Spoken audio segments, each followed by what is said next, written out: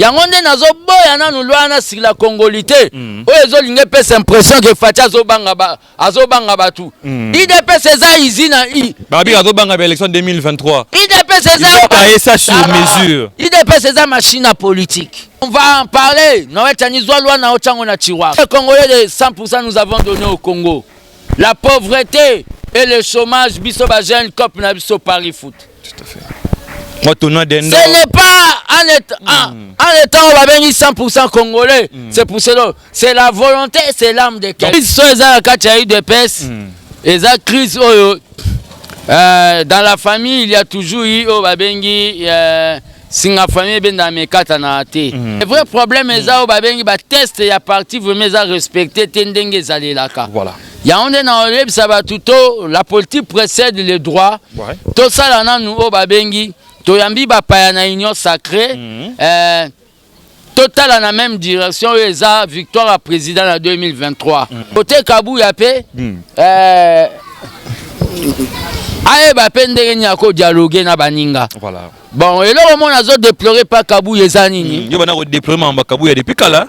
Nazo continuer à déplorer. Kabou ya comme ici matinée politique oyo balobi ke espace ya répondre na batak ya ba adversaire politique naé. Si moi je fais pas des émissions pour parler seulement parler. Je viens dans des émissions pour donner aussi des propositions. C'est du jour. Neti ba sénateur. Il y a des sorciers du jour. Bato ba pumbwa na moy. Neti na ba le kwa ba bolikango na table ronde à Bruxelles. Bino ba sénateur boko. Posez là. Raf Ngindu, félicitations pour la promotion, c'est la rapport à l'artiste. Que Dieu te bénisse. À connaît pas demander, il n'y a rien en face. Suivez Congo Promo TV avec le PDG Raf Ngindu. Nanenga mabete Congo Promo Raf Ngindu. Boga, en tout cas, félicitations, merci si tu es où, mais là. Raf Ngindu, le présentateur de la France qui a tué Congo Promo. Congo Boroto, ça n'a pas ministère de Congo Promo. Et faites comme moi, allez voir Congo Promo, tv5.com. Donc au nom de Jésus-Christ, nous bénissons le Congo Promo. Avec Raf Ngindu, Congo Promo ne tombera jamais. Mikolo Congo Promo nde. Ouais, balobi Raf Ngindu. Congo Promo toujours, grande puissance. Come Congo Promo qui torcos net in a film. Congo Promo, babunda nanango. Raf Ngindu. Congo Promo. What a plus, what another boss là. Congo Promo deux fois avec le boss Raf Ngindu. Une of les jeunes leaders de la artiste Nayo Congo Promo pour la promotion de toute la culture congolaise. Congo Promo deux fois Congo Promo pour la vérité. Avec Congo Promo, it's not the same. C'est pas pareil. Raf Ngindu. Check. Bonjour mesdames et messieurs, merci de rester branchés dans cette grande émission Excellence présentée par Scotty Kabalou, la justice de la presse. Comme vous savez, dans cette émission, on vient toujours avec l'actualité et voilà donc le décor dit tout. On est avec les gardiens du temple Fils Moukoko. Ça fait vraiment un moment que Toyamba qui était, vu que maintenant là il y a vraiment de l'actualité au sein de l'IDPS, au sein du Congo, au sein de Fils Moukoko, photo Lobela Luna, cette émission il y a Excellence. Voilà donc on est avec Fils Moukoko. Directement je dis bonjour à mon invité pour m'embêter belé. Takaye nangane Tony parce que na komi bene belé. Voilà livre d'or avec Gizenga Tony nanga. Ouais, te répondre à plaisir. Moi Scotty de tous les temps. Voilà. Bah on va journaliste au bazala avant pouvoir quoi. Tout à fait. Pendant l'opposition va perdre ou va caméra na bango na événement misusu. Donc on a plaisir vraiment à ça une émission na Congo Promo TV5. Voilà. Ma toute première question déjà, Isa, par rapport à la disparition et à Papa Kitingesu, quel témoignage que tu as par rapport à ces grands hommes qui nous a quittés depuis hier? Ouais, témoignage à Liboso, Papa Kitingesu, c'est un patriarche pour nous. Voilà. C'est quelqu'un, à l'époque, il ne comprenait pas notre combat. Il était parmi les adversaires politiques Nabiso, l'époque où Tobanda Kobenge levé les tomatiers. Voilà. Donc, mais il est venu par comprendre ayaki kokoma oyo babengi collaborateur vraiment ya kati ya Etienne Tshisekedi. L'air ya banda koya kotala Etienne Tshisekedi donc bino tu faut bozala libanda. Donc epesi ke et alara bongo. Tout à fait. Papa Chitengezu c'est quelqu'un oyo aye asali pe mingi pembeni ya président quoi. Voilà. Parmi bao babengi auteur compositeur il y a Union Sacrée. Union Sacrée. C'est aussi quelqu'un Hermos Office quoi s'est chauffé tellement ébiqué na coopéra bien à mettre Tété Kabwa banda ko tinda e pour calmer donc il ne voulait pas moi ba querelle et ça na entourage à président. Voilà. On l'a perdu. Bon, c'est Dieu qui donne, c'est Dieu qui reprend. Donc c'est un baoba mais je déplore na batu. Oh les mutakufi bakomo lobao fatia koti formationnerie onde qui tengezo akufi non. La mort eza o babengi et yaka pona mututu. On dit qu'on fait pas la fête lorsque ça prie chez les voisins. Pe nazo yebisa na batuana o babengi ba politicien Facebook fatia za l'unique président oyo atika kiti na bokonzi asali prière alobi nzambe vanda na kiti nanga pe na pesi peuple nanga na maboko na yo. Dans l'unique président wa Sambela et à la raté boya okotise na makamna na ba formationnerie wana te ayebi angote donc na minute oyo Tshisekedi kufi ba condoléances à gardien du temple na famille biologique et na famille na biso politique ya Union Sacrée. Voilà, on a quelque chose de très important que Papa Tshisekedi sous père son âme Alinga été mobulu ils en a quatre partie de PES. Maintenant dans la partie nakati famille de PES, il y a une crise persistante. Qu'est-ce qui ne va pas entre vous d'abord? Bino ba invité baninga msusu ya Union Sacrée baya ko joindre na bino mais apparemment bino na bino ba kuba tsuko eza ko persister. Qu'est-ce qui se passe? Ouais, les problèmes ezali so eza nakati ya de PES. Eza crise oyo dans la famille, il y a toujours eu au babengi singa famille ben dans mes quatre anate. Mais dans moment on attend que gardien du temple la démocratie. Voilà. Na oyebisa na ba tendance tout, que ça soit tendance autoproclamée ya Giba, tendance ya Kabuya, ba conservateur. C'est quoi le vrai problème nakati? Le vrai problème est ça au babengi ba test ya parti vraiment à respecter tendenge zalelaka. Voilà. Ya onde na oleb sabatuto la politique précède les droits. Tout ça là na nous au babengi to yambi ba pa na Union Sacrée. Total dans la même direction eza victoire à président en 2023. Et à part ça, na 2023 wana na minute yo bato ya article 23 26 batika nanu mingi bayaka na mambo ya article 26 soka komi na ba entrer na présidence abosani na makambo wana. Voilà. Donc mingi pende bazana côté Kabuya pe aye ba pende nya ko dialoguer na baninga. Voilà. Bon et là au moins nazo déplorer pas Kabuya ezanini. Yo bana ko déploiement ba Kabuya depuis kala. Nazo continuer à déplorer Kabuya comme ici matinée politique oyo balobi ke espace ya répondre na batak ya adversaire politique na ye. Voilà. Matinée politique eza susu cercle oyo balobi cercle de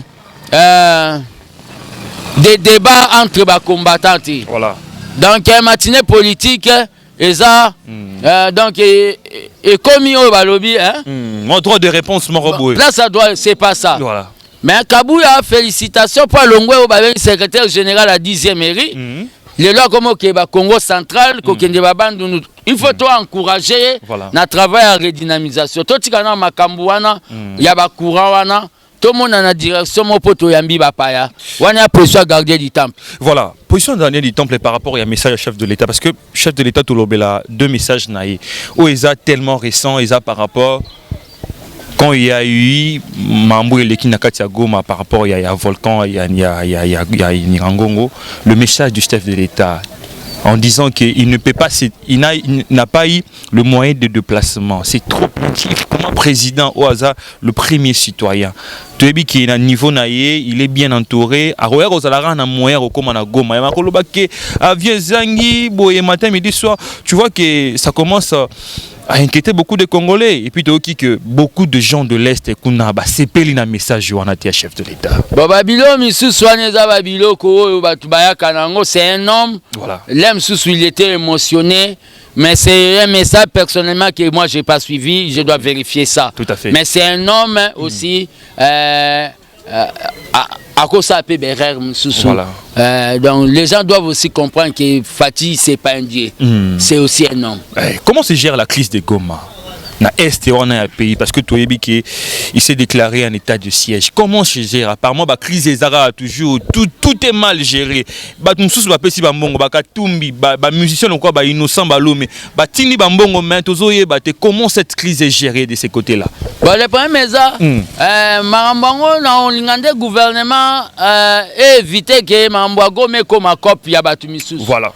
Je suis en train de déplorer n'importe qui a cotisé bon pour na Batagoma.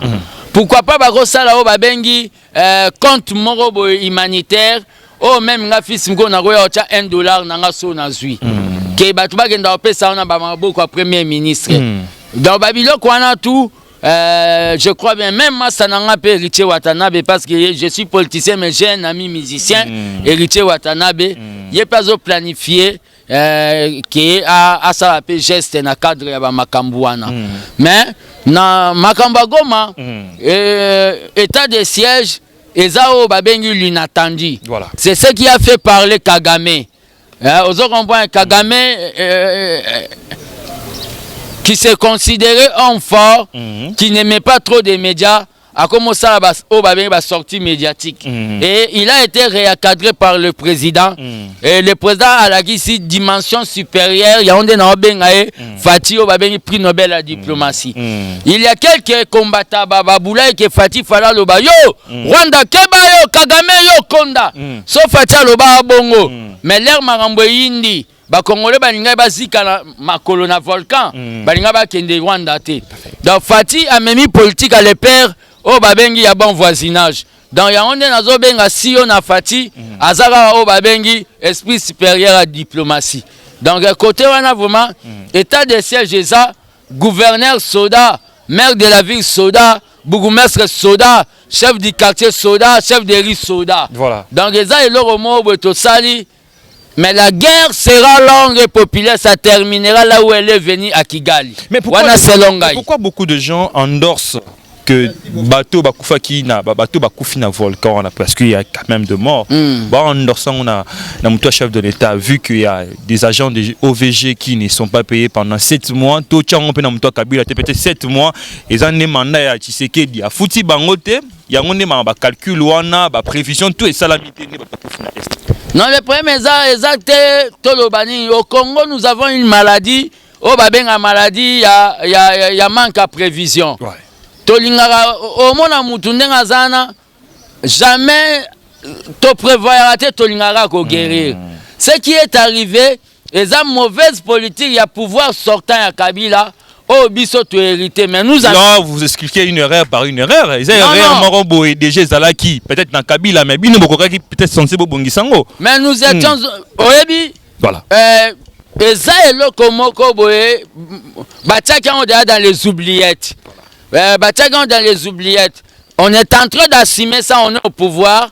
Nous avons appelé les Italiens pour voir comment pallier la situation à volcan. Voilà. C'est pour cela, tant que gardien du temple de la démocratie, moi je ne fais pas des émissions pour parler, seulement parler. Je viens dans des émissions pour donner aussi des propositions. C'est pour cela qu'on a lobby na ba Congolais tout. Ozana moi lamba moro boye, ça te torchon. Et lamba moi ya moins bien, au leki na siège a eu de peste. Pour otiki poto salo babengi chaîne de so bandeko na biso bazana o babengi moi souffrance na niveau wana pe na niveau gouvernement basala o babengi guichet unique place mo il y a des gens qui commencent à prendre de l'argent partout que ba okende nango Goma c'est pas bon ça c'est manquer la mousse vraiment s'il vous plaît. Voilà donc c'est de l'escroquerie tout fait par rapport à ba collecte de fonds les salima o tozo ba place les okendete. Maintenant parler tout sur un peu proposition de loi proposée par le président malheureux Noël Tchani. Balobi ozo côté la Katumbi, ozo part à Katumbi parce que tu dis Katumbi c'est un Congolais italien donc yozo côté les moins trop. Comment changer comment attaque Katumbi ou bien quelles sont tes vraies valeurs? Valeurs ni ozo défendre koto il y a loi. Oh bah ben ça va valeur démocratique. Voilà. Et ça kolinga président trop. C'est-à-dire, loi Noël Tchania Yenango, moi je n'ai jamais vu Katumbi. Vous comprenez? Je n'ai jamais vu Katumbi. Katumbi a un master président. Vous comprenez? Ngana mona Katumbi te. Mais le problème est que quelqu'un est venu avec une loi. Cette loi, c'est une loi, et ça n'en bien. La loi, c'est la congolité. Pour être président, il faut être 100% congolais. Mais cette loi-là, il y a une situation au Tozan en Congo, et bien là, les Congolais va changer la nationalité pour le pouvoir dictatorial, pour le tanga, pour aller sous la raison d'études. On est parmi les raisons tout autour. Les lotoyers, tu crées une union sacrée. Dans cette union sacrée, il y a des gens de blé et de rouge. Voilà. D'autres personnes basées dans la nationalité douteuse. L'union sacrée, on a présence, on a un passe. La loi sur l'ivoirité en Côte d'Ivoire, ça a amené la crise en Côte d'Ivoire. Nous ne voulons pas de crise. Voilà. Mais nous disons aux quelques fanatiques katangés, si vous votez la loi sur la congolité, il y aura sécession. Nous sommes en train de vous dire, vous êtes en train de rêver debout. Le Congo restera indivisible. Rêve, wana sécession en 1960 sera Moïse Tchombe. Donc la loi, Dr Noël Tchani, que je respecte beaucoup, Aye Nango, c'est pas prioritaire. Voilà. Et puis priorité les animaux. Parce que Congolais, les lots... Social, non, il y a pas Congolais. Voilà, oui. Et en plus de cela, moi je dois te dire, qu'est-ce que les Congolais? Parce que moi je suis Congolais de 100%. Voilà. Mais qu'est-ce que nous, les Congolais de 100%, nous avons donné? À part Fatua, qu'est-ce que nous, les Congolais de 100%, nous avons donné au Congo? La pauvreté et le chômage, biso bagène, cop na biso Paris foot. Tout à fait. Ce n'est pas en étant 100% congolais. C'est pour cela. C'est la volonté, c'est l'âme de quelqu'un. Donc pour toi, tu as besoin même, il y a des étrangers pour nous beaucoup équilibrer. On a besoin de tout le monde. Non. Moi je trouve que c'est pas ça le débat. Le débat doit être beaucoup plus économico-social. Voilà. On va en parler. Parlons un peu de l'économie. IGF avec Matata Pogno, on est où? IGF avec Matata Pogno. Matata Pogno, on est à comme Salo Babengi, le brouhaha du marché, Makele la Wenze. Matata Pogno a comme menacé IGF. C'est pour cela, tant que gardien du temple, Nazoeb sa Matata Pogno. Kende funda IGF vigile à Lingete. Mukolango total la place yo kota na bavokano na parquet. Yo zombongo na biso masango. Okenda ko tongela ngo université no privé. Tolinga tolongola ba c'est pas gentil o ba makutu. Toliaka 3 fois par jour to vimba. Zombongo na biso kenda. Oya na cop no ya bancalisation awa. Opona ba banki mo bo poliaka ba pourcentage. D'abord ozala suspect. Pourquoi un avion na katumba moi que ozoka moi ba pota maintenant nous sommes pas contrôle aux suspect. Na bino bato ba sénateur. O bozo côté là e bobi ke boko lever humilité na été. Ki moyibi na bino bobenga ngo détournement. Ya batu misu bo benga ngo vol. Muto yibi sardine na okende kanya makase c'est service national. Batu bako ke ba service national za ba Matata Pogno. Bino ba sénateur. Bozela na makambo volcan si la 1 bobela malade attention 2 bobela ba prostate âge avancé tokoyela bino volcan na palais du peuple wana tala ba maneti na ba lokwa ba bolikango na table ronde à Bruxelles bino ba sénateur boko bozela bozana nous ba vieilla toya ba tenzela boko na bino volcan si la Matata Pogno zombongo na biso ya masanga ça l'université na privée. Ye papa na ya tikela ka héritage pour le bagazala na mbo. Bino lelo bozo côté là bolo bayi. La politique précède les droits. Bozo la biso cour de cassation lobby. Bozel qu'ils en aura manque à prévision. Voilà. Donc vraiment elle a parmi ma priorité à gouvernement Sam. C'est pour cela ngai tant que gardien du temple na pesa qui gouvernement Samba na tchaki en sous réserve. Et ça gouvernement a biso mo ya nyon sacré. Partout dans le monde va observer le gouvernement pendant 100 jours.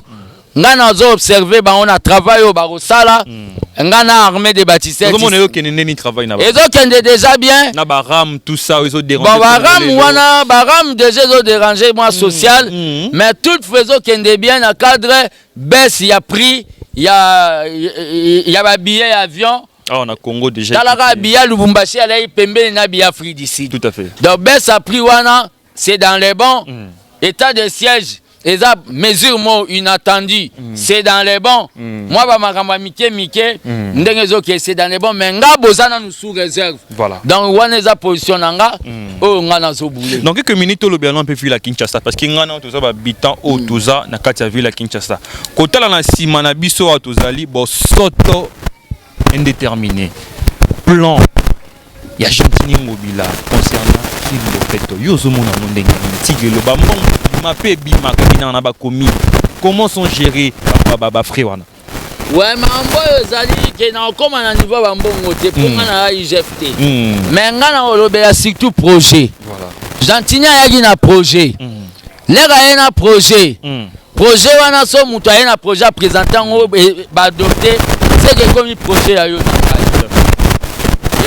nini biso tongana otosalaka leo tomeli mai na mulangi ya plastique soko otali 90% 95% babwaka yango na bakaniveau na baterase soko otali mpe lisusu bato bakoyede mpe le mosusu gouvernorat na sensibilisation baeglise bazoteya na bango babengi yezu atambola likolo ya mai olie bateya bato propriété mateya yezu atambola likolo ya mai otali badepute provinciaux o nga koma benga ya business bakolo ba mention mukoloni ni skotio soyoka ke député provincial moboé akiti na circonscription électorale na na tina sensibiliser ba sur salubrité na propriété voilà ezalati vous comprenez oui toza biso tout ba responsable mais na repesa solution moboé Gentini fa benga iloko mo ba bengi les assises de Kinshasa.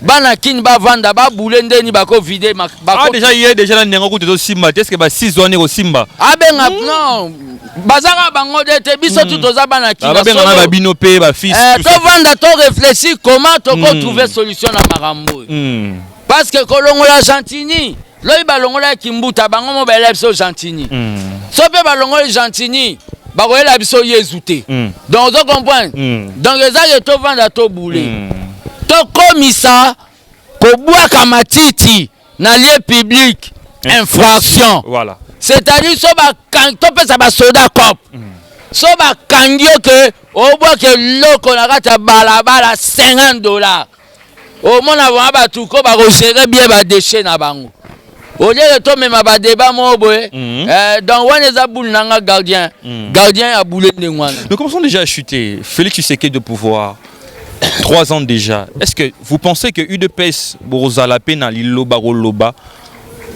la population congolaise ou la Nabiso pour voter en 2023 en général? Ouais, vaut mieux la fin d'une chose que son commencement. Et là, on m'a cassé auto sali biso aussi to déboulonner Kabila. Tout à fait. Et là, on m'a cassé to déboulonner Kabila Nabi qui n'a fait. Pépère des allélos anéanti. Voilà. Vous comprenez? Et là, on m'a cassé. Togo telema togo expliquer peuple place tokuta gimboka. Peuple en a payé. Azan alphabet politique te. Agoyo kafati. Mais je suis en train de dire Nabatu. Yangonde nazo boya na nulwana sur la congolité. Oyezo linge pesa impression que Fati azobanga batu. IDP César izina i. Babi azobanga ba élection 2023. IDP César il ça sur mesure. IDP César machine à politique. Talaka ba redémarrer Kabuya sali kota babandundu. Batu banda croire que babandundu ane ala ya ba fayulu. Ozomon a redémarré. Bisonde balobake machine à politique et biso. C'est-à-dire Fatia na kobanga ya mutute na élection donc au moins descente na Katanga. Wana za sionat. Et président Ominga Bandoki. Mais il y a des sorciers du jour. Neti ba sénateur. Il y a des sorciers du jour. Bato ba pumbwa na moi. Matata Mponyo voler en bon à Masangu bino bo protéger. 2.2 mesures. Vous condamnez Matata Mponyo pour un projet Bukangalunzo mais mambo pe le pour na Covid. Ministre na bino moko. Ti le IGF akobenga été. Makambo yo kasi so ba benge na yo lo bana IGF jila lingete ko benga été. Eza kutu bana Tshisekedi basali ba baviro ba yibi bango nde vraiment il faut uto kanga bakota makala samba samba. Voilà. Mais ceux qui balekisi on pendant régime à Fatio, Mukonga na comme président. Yeba na pindo la dossier wan. Voilà. Maintenant là to comme na suka. To yaki atomoni na voiture moreza ya Fachi Beton PC. Mais ngana yo to yebike. Masa nanga goga wata. Ba ministre belé bazo lela. Et de fonctionnement zo bimate na ba ministère. Baza même na moyen de déplacement té. Mais bino bozi ba voiture. Masa nanga goga wata. Nazo remercier si on a Fachi Beton pour ba costume ba Yves Saint Laurent boye. Merci na ba diaspora ba lat sanga. Ba costume banda aussi ba souste na ba moto. Facha boulelenga moyen de transport. Yango nde vraiment na remercier si on a Beton. Na remercier le directeur de cabinet Guylaine Yembo. Oya sali ke se matérialiser. Bino batu baloba ke fils mko ba bwa na idepesi. Nazo seka bino. Facha ebi kantes ka ko sale la mutu. Oh ba bwa ki sae ba nini bon. Eza ya sendwete. Eza vome uti vraiment. Ba ministre ba travailler pour na mboka bana ba moyen de déplacement te obino buzu. Te muna mutaza mamnenga na za gardien. Lenga banda tumba ba pine bango bazala raté. Lenga na omela ba gaz à violet bango bazala raté. Donc ezaka merci beaucoup na Fachi. Ndenga boulelenga vraiment na écoute tout droit cœur quoi. Voilà. Maintenant il y a Souka Vital Kamerhe en appel. Bientôt là faut procès là. Qu'est-ce que personnellement tu attends justice à grouper sa biso parce que Batumsu balobara ba provabiso de 1 tina 10 que Vital n'a pas volé. Oh ba conteneur, oh tout ça, on a tout retrouvé na ba port. On a besoin de justice et blanchir Vital Kamerhe. Est-ce que tu es pour ou contre cette proposition? Il y a la population mususu baza ko senga pour justice la biso. Justice c'est ça musa nango. Réponse nanga justice c'est ça musa nango. Appel en appel au basali na websa bato INC mabolongo na seka. Obeti bango ba gaz ba olela mabe. Les premiers meza boyebi ba soda msu batinda bango aller maîtriser ba ka ba comportement na bango ya ba fidèle ba PPRD. Ya onde moi recyclage il fait quota. Eza bien internet maman Amida azalaki na kati ya marche azwa ba gaz. Bana bazala ki wana ba gaz donc. Ba tutu bazwa ba gaz. Bon les premiers mezali ke ngana lobaka na batu ba eba bato INC mabolongo na se mingi. Trop de manifestations de masse, ben filtré par Kota Bando Finga président et ça a bien été. Voilà. Je pense que c'est la fin. Facebook il y a 2 voitures. Oh ali bosso to lobara par rapport à la voiture il y a Venabiso VKP Sara plus il y a Fachi Beton donc. Voiture nazaka na voiture moko panda. Oh ali bosso na bani batu balimbisana sina loba na kosaka. C'est-à-dire et ala na cadre ya propagande. Na monaka ba combattant moral et kiti vous êtes à moitié pardonné mais na minute yo oh vraiment za boro si on appelle si mais ça matricule fils il y a des droits aux awapi est-ce que au moni na otambola nango ana ibani tambola donc les boro yo si on appelle si et à Sendwete oh les boro à Sendwete uti wa mikili président Pesi yangonde nazo remercier nandenga bulenga bino bato boloba ke boloba susu nazo 10e té bon le 10e té Scotty eza ba jalousie au moni ngale na soto na loba ngana loba ke facha kobeta de mandat na eza constitutionnel après ye mutamakasi tokota congrès ngana kocha candidature na cadre ngai na pesa ba combattant misala ozo comprendre. Nazomona nanga mutu akoganye nga te na ba élection na kati ya parti. Lere na lobi bomba mo babi akota kate. lokola balobi mpe akotaka te nakendaka mpe te nakoma oteya mateya ya Tshisekedi na kwe na nga batutu mpe bateya mateya ya Yesu bakenda Israel te c'est-à-dire nazoblige te kaka nakendaka limete ozo comprendre babitumbe alaka kuna à tout moment awa mpe nateyaka nasala baréunion na ngai ya armée de bâtisseurs eza déjà implanté na 2023 na représente mpe badepute na nga mpo na mema valeur ajoutée par Faci mpe sa obeta de mandat na ye donc na ndenge ya système tokobeta ndenge ati Yesu akoya tosali remise et reprise donc nzambe abatela bino bato oyo bolingaka nga te mpo bomona vitesse oyo nga na komemela Congo so Faci apesi nga oma oyo babengi ngwende quoi donc les jaloux bayinanga na IDPS libenda ngwana quoi ekoti voilà kitoko c'est le début du commencement mais le Cameroun te ba fetra yo na kata Cameroun bon nakendaka Cameroun ezalaka tour wana ezalaka tour mais batour eza ebele quoi nakendaka Cameroun bato bamonaka match mais nakenda mpe bacontact mo politique yango nde bato balelaka trop le bamona passeport de service balinga mosusu bakende États-Unis oke Cameroun te mais bango bakenda na bapasseport ordinaire nga sikoyo na de service. Voilà. Fils Moukoko, c'est la fin de cette émission. Je dis merci à vous tous qui nous ont suivis. C'est Excellence, toujours présenté par Scotty Kabalou. Fils Moukoko a parlé avec son cœur. Il a été démocratique, a péci ma proposition à Yeningazomoni la Congo. Et voilà donc, bonne suite de programme sur Congo Promo Télévision. Cette grande émission a été réalisée par Junior Senadi Toutou. Merci au boss Raf Ngindou depuis les États-Unis, Congo Promo Télévision TV5. Bonne suite de programme. Merci.